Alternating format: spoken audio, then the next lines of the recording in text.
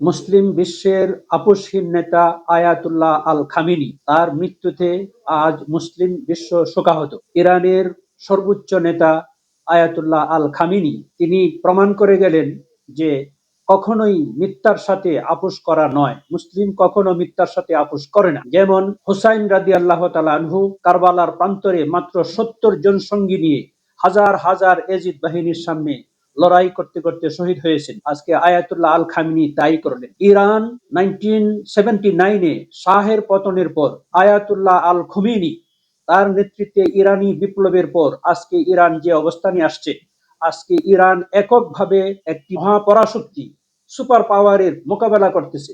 এর মূলে ছিল ইরানের রক্ষণশীল দল আয়াতুল্লাহ আল খামেনি এবং তার অনুসারীদের এবং ইসলামের প্রতি আনুগত্যতা, ইসলামের প্রতি এবং আল্লাহর প্রতি অগাধ বিশ্বাস এদেরকে এই উপরের জায়গায় নিয়ে গেছিল।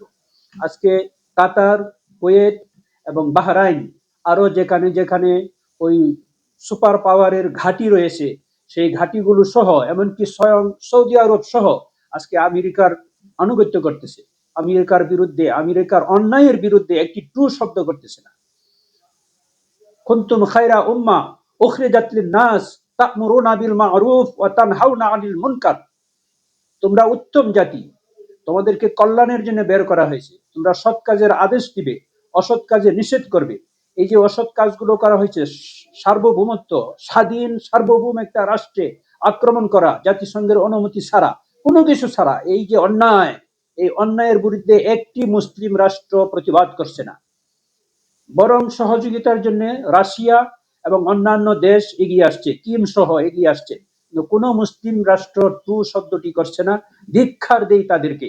আজকে আয়াতুল্লাহ আল খামেনির মৃত্যু এবং ইরাকের সাদ্দাম হোসেনের কোরবানির দিন ফাঁসি দেওয়া এবং আজকের এই পবিত্র মাহে রমজানের রোজা অবস্থায় আয়াতুল্লাহ আল খামেনিকে শহীদ করা, এই সবগুলো একই সূত্রে গাঁথা।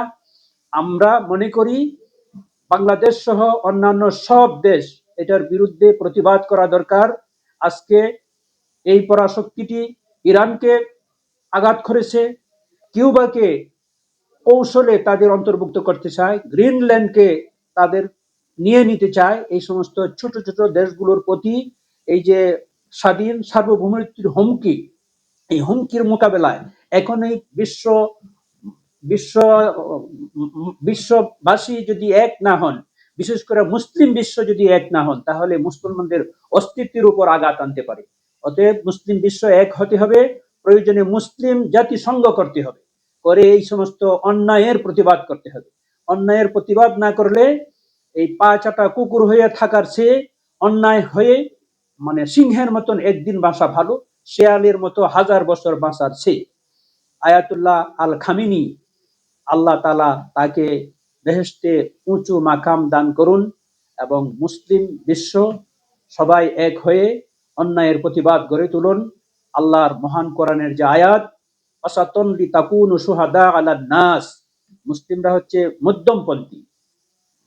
মধ্যমপন্থী রাসূল এদের সহ সাক্ষ্য দিবেন। ওয়াসাতুন লিতাকুনু শুহাদা আলান নাস, মানুষের উপর সাক্ষী হয়ে থাকবে যে মুসলিম জাতি, সেই মুসলিম জাতি তাদের কথায়, তাদের আচরণে, ব্যবহারে সবকিছুর দিক থেকে শান্তিপ্রিয় হয়ে থাকবে এবং যারা অন্যায় করছে ইসরায়েল সহ তাদেরকে প্রতিহত করতে হবে।